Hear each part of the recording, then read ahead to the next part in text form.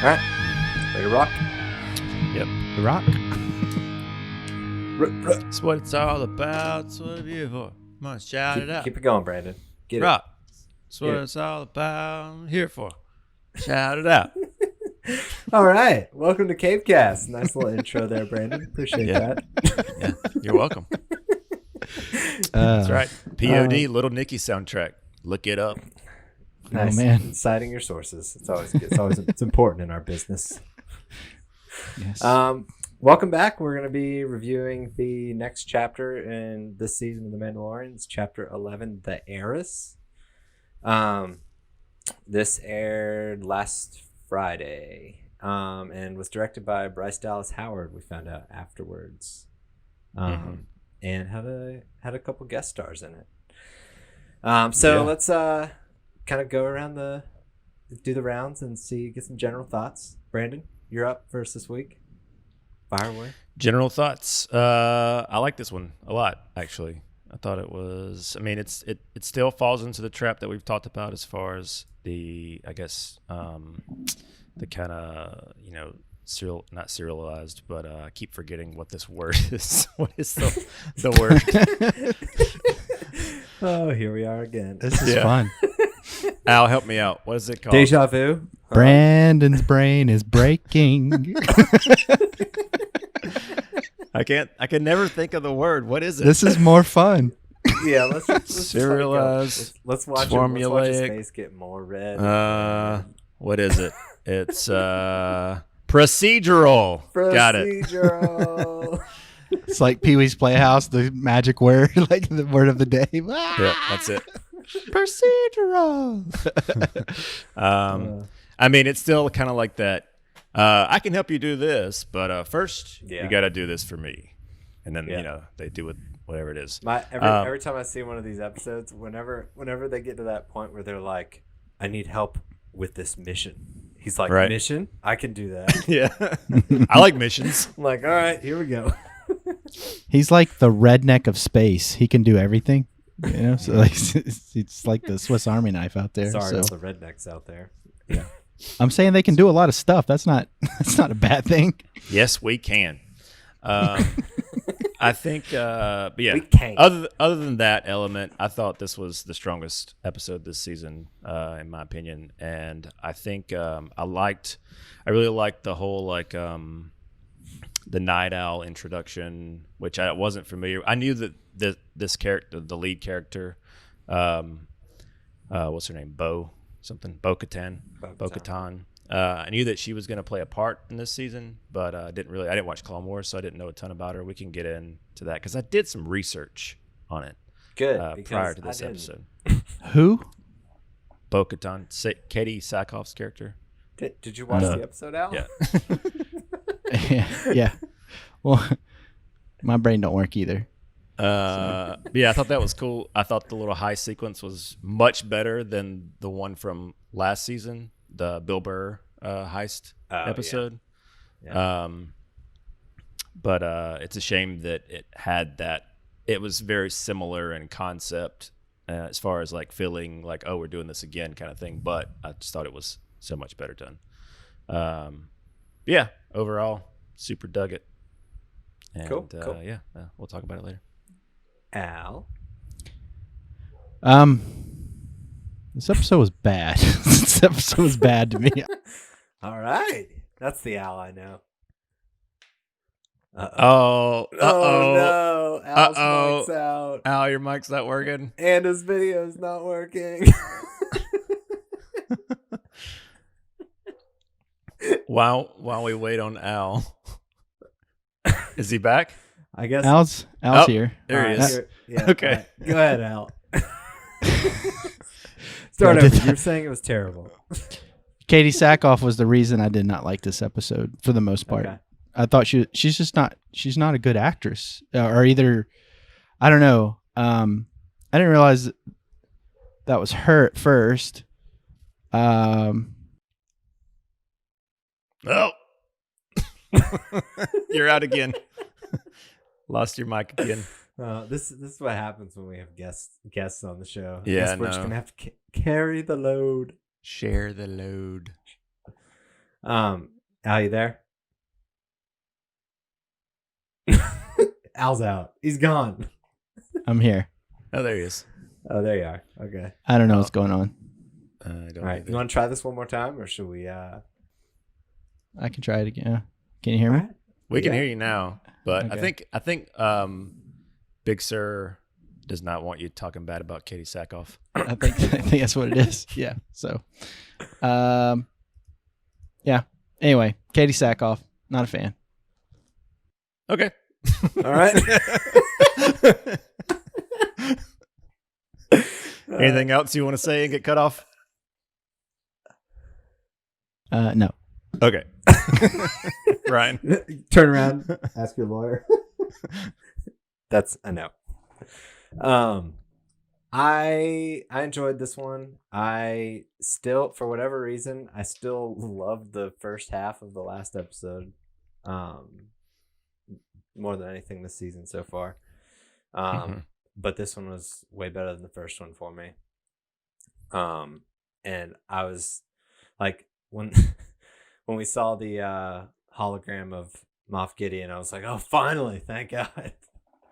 Just because I'm like, I'm over the missions that aren't getting us anywhere. So it was good to at least see him kind of, and the Darksaber mention, to see him kind of get back into the fight. Right. Well, that's kind of one of the things that I found doing some research as far as how that kind of all ties together with the Darksaber stuff.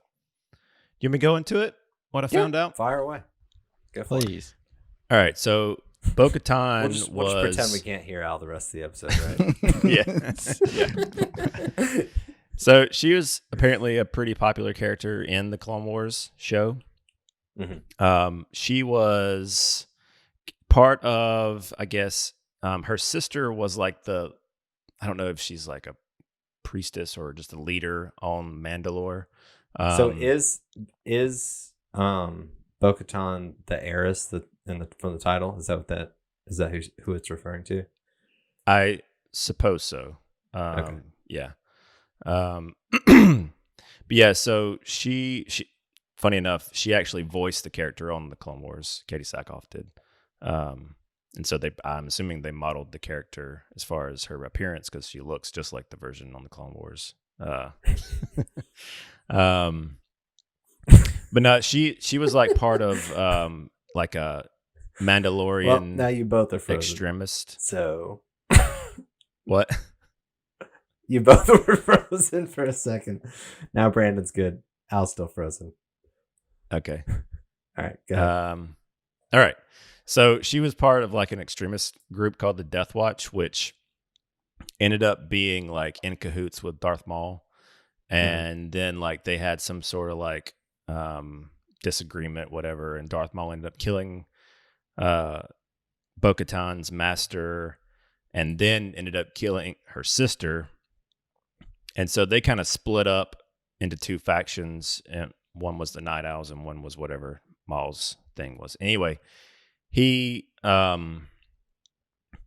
the Darksaber was gifted to Katan by, I can't remember who. It was like somebody within within Mandalore ended up getting it. And so the Mandalore is kind of like Excalibur. So it kind of like united like Mandalore to like come together or whatever. So it's kind of like a big like relic in that culture. This is like Patton Oswalt's filibuster on Parks and Rec. Oh, he's gone again.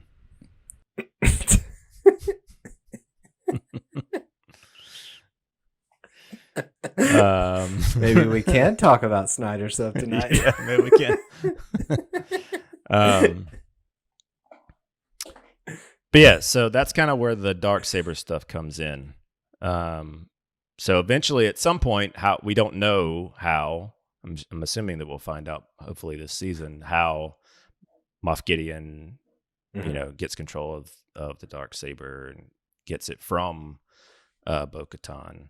And it's interesting, like seeing that that difference of Mandalore culture as far as like Mandalorians, like the original Mandalorians didn't have this like,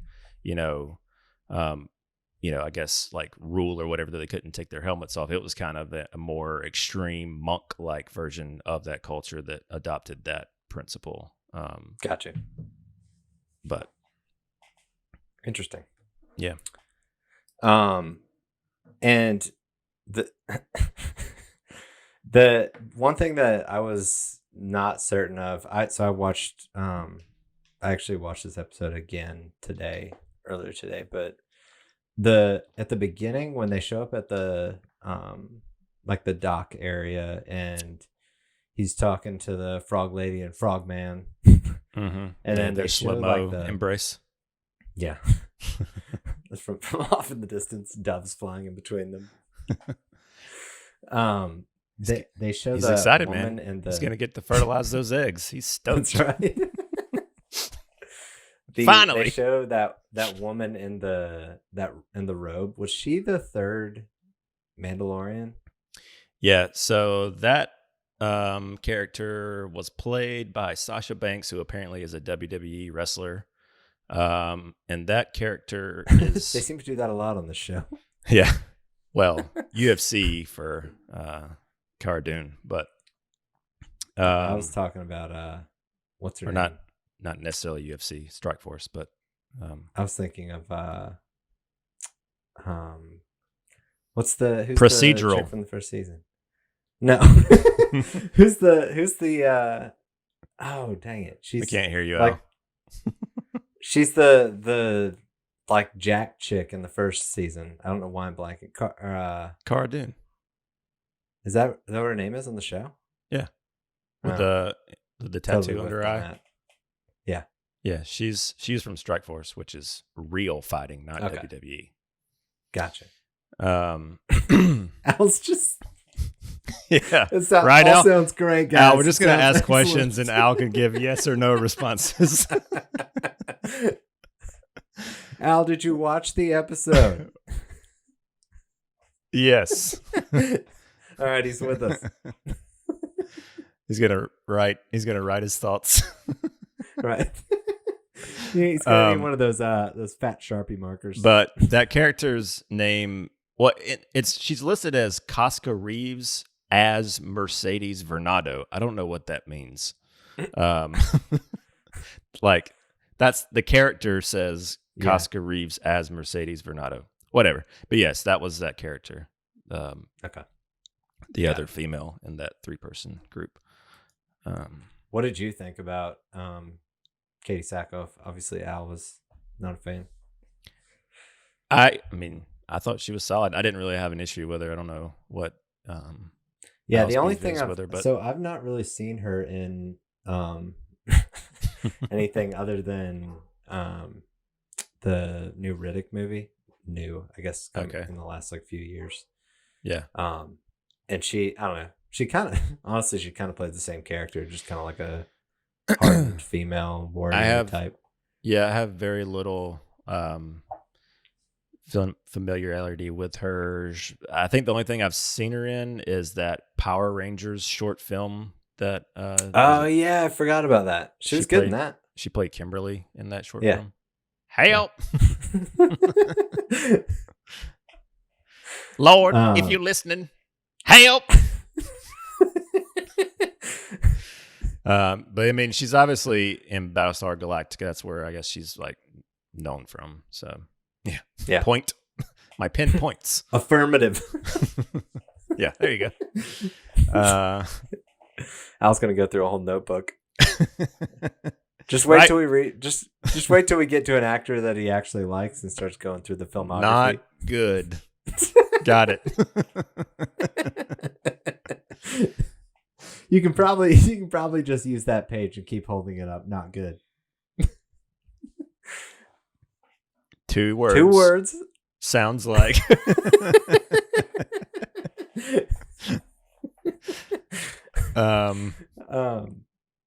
So I guess they wrapped up the frog lady storyline.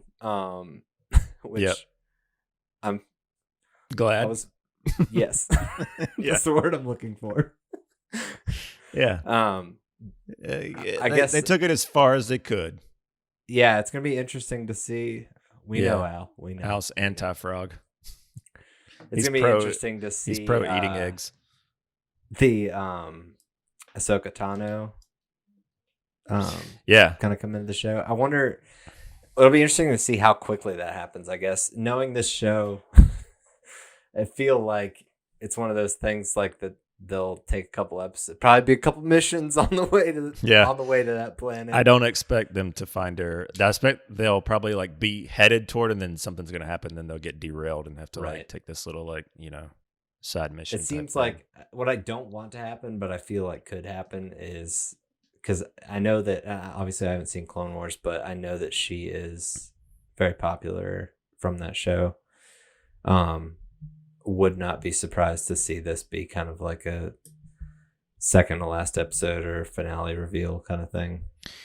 Yeah, I mean, I hope not. I agree with you. I think it's definitely a possibility, but we'll see.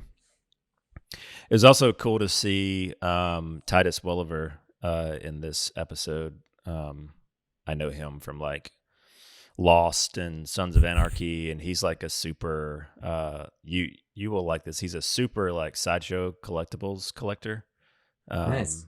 And he's always featured like must be a great guy. Yeah. He's he's got quite the collection. Ooh. Did you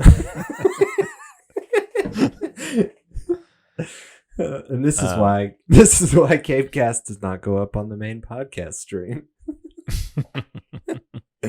What were your thoughts? Obviously we found out Bryce Dallas Howard directed this one. What were your thoughts on afterwards?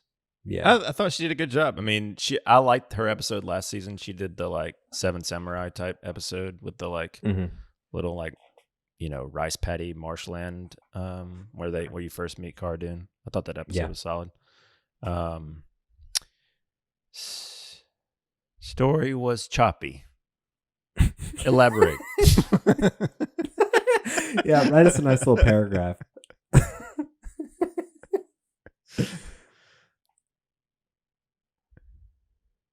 You got to write bigger. Missing scenes. Missing scenes. Okay. Well, we'll have to follow up with you on that in the comments, Al. To figure that out.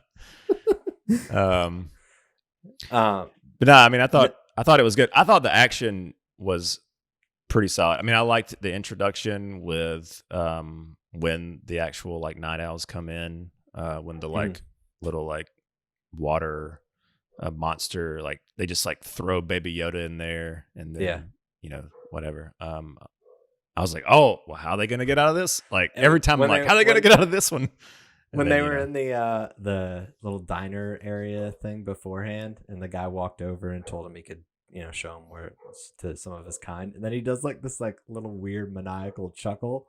Yeah, and I was like, that's weird. And I was like, oh, that's why he did that.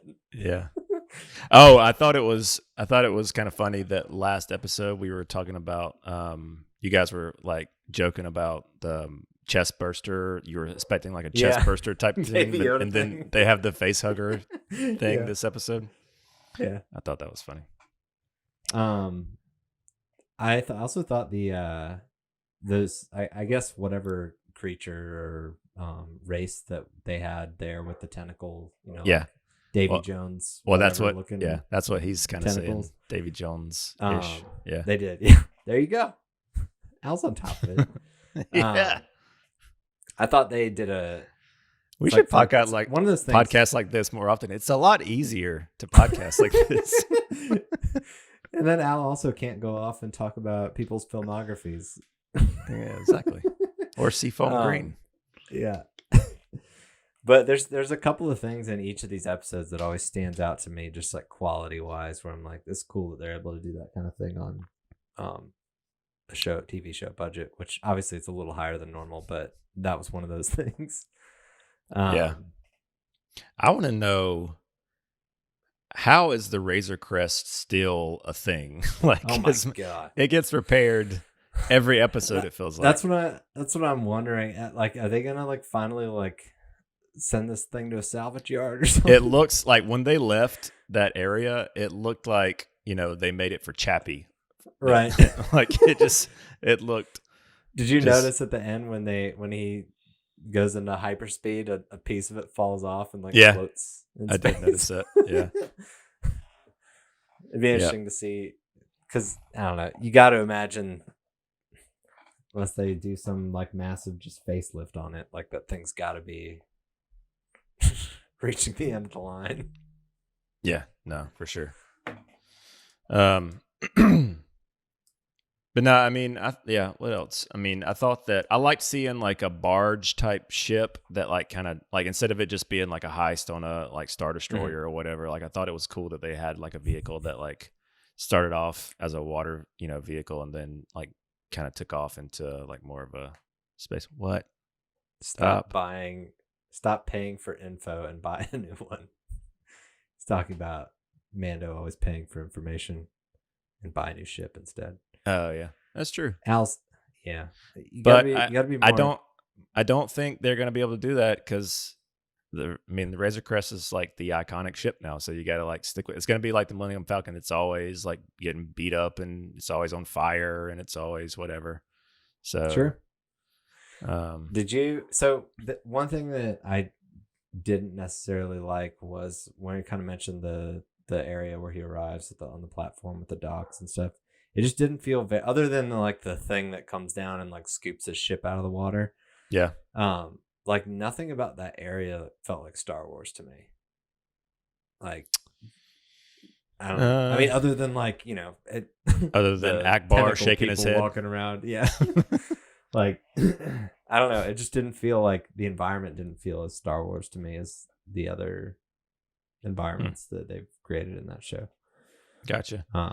Even like the pallets and stuff on the edge of the water, and I don't know, it just didn't quite do it for me. Not great. Oh, me and Al agree. It's great, but it could be good, just not great. That's right. I mean, I don't know. I guess. Got it. I guess that stuff didn't really jump out to me. I mean, I'd have to go back and look at it. I've only seen it once, so you can. Did you have anything that stood out to you? Watch it for the better or worse. For better or for like worse. Visually. I mean, most of the things that I have to say are positive. I don't really have many negative things about this episode. I enjoyed it. Besides, what do you think? The things that we've already said. What do you think about all the other Mandalorian? Other Mandalorians, their armor. As far as like, just how it looks, it's blue in nature. I know those things. Well, I know those things, but like they're supposed to be made of Beskar, right? Yeah. Does that mean that they just like painted them? Because like, were they really? Yeah. I didn't know that. Well, I mean, I know that one person on Twitter that was a verified made a comment about the females having boob armor, and that kind of took off into this like thing where I didn't even realize that was like a thing that they did in the show. That didn't stand out to me. Like I didn't realize like a difference between the chest plates or anything. Yeah. Yeah, I mean they're just kind of formed around the breasts. Well, what do you expect? Women have breasts, guys. Sorry. I mean, just you got to protect them. But what were you asking? Just if there was anything that stood out to you visually that you like either really liked or really didn't like. Yeah, I mean, like I said, I liked it all. I thought I liked their little like, it's very common trope, I guess, to have like the like bad guy take the like cyanide capsule, and I thought that their take on it being like a electric type, like kyber crystal-y type cyanide capsule was kind of a cool little take on that. Yeah, gave me like Palpatine vibes for a second. The like little lightning that went through his head. Yeah.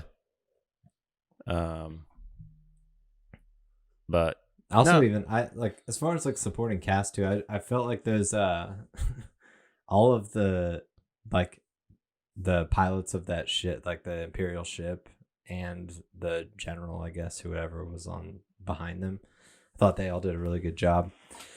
I think that guy, he's been. I in did something. recognize him from something. Can't remember what it was. No, yeah, I thought they were all good.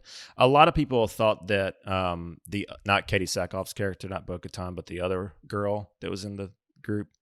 A lot of people thought that she was going to be Sabine, which is another Clone Wars character. I think that's the actual character that gifts the Darksaber to Bo-Katan.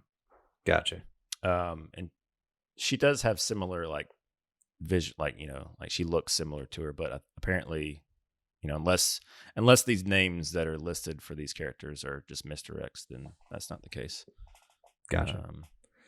I mean, maybe there's something to the fact that they showed her like creeping on that dock early in the episode. I don't know. Like maybe there is some. I mean, I think that was just to set up to kind of set up them rescuing, finding him on the Mando, thing. Yeah. Instead of it just happening out of nowhere. Sure. But I don't know. What did you have things that were better or worse for you in terms of? No, I mean the main thing was kind of what I said. I guess it kind of sounds like I'm talking out of two sides of my mouth of wanting to get out of Tatooine, but I just really didn't like I just didn't feel like the setting was very Star Wars. At the same time, like the last episode I thought was cool. I don't know. I just felt like it lacked the aesthetic that you usually find in the. I mean, this. I don't know. It didn't really. I didn't get that vibe much as far as the actual like fisherman village or whatever it is, whatever you want to call it. But it was cool to see I will say it was cool to see them kind of finally give like the aerial jetpack side of things a little bit of love. But him dive bombing off the ship and the scene where he's looking from the shore and you see the jetpacks or the 3 jetpacks take off and the thing explodes. It's kind of a unique. Not any Star Wars characters that fly other than Mandalorians with their jetpacks. So I thought it was kind of cool to see that in Star Wars world. Yeah. Not that they haven't done it before, but it was just, I felt like it was more featured in this episode. How will the child? Oh yeah, his egg pod's gone. Yeah. Chest carrier. Yeah, he needs baby one Bjorn. of those. Exactly. Well, he kind of already has one of those. He puts him in that little pouch. He did, yeah, when he was lugging him into town in the last episode. Guess I'll make another one. That'll be the next message. I gotta find a baby carriage. I can get you a baby carriage, but you need to help me. But you need to help me out with this. You need to help me. I'll get you a real nice one. 3 Mandos and a baby. Oh, there you go. Mm-hmm. Yep, that's a good one. It's good. Good. 3 Mendos. All right. Well, you have anything else on this one that you want to touch on, or? I don't think so. I know that next episode is directed by Carl Weathers, so I'm interested to see how that episode. Interesting. Yeah, turns out because I know he's directed stuff before, but not anything in he didn't direct anything last season. Right. Knowing that Carl Weathers is directing, I wonder. I'm pretty sure that Grief Karga and Cara Dune are featured in the next episode, if I'm not mistaken. I think they're listed on IMDb for it. Yeah. So it would be them reuniting. So right on. So I think that about wraps it up. Al, thank you for participating via written word. Yeah. And Brandon, I I guess we'll see everybody next week. Sounds and good. we're reviewing chapter 12. I don't think there's a title announced for it yet either. Could be wrong. I don't think so. But we have had a pretty awesome day here with some Snyder news. So any Snyder fans out there, hit us up on Twitter. Al, you can take your headphones off. You don't need to hear this. We've been pretty active on there. It's at CAPECAST Show. And we love talking about this stuff and love talking about Mandalorian. So, all right, Brandon. Talk So long. Bye.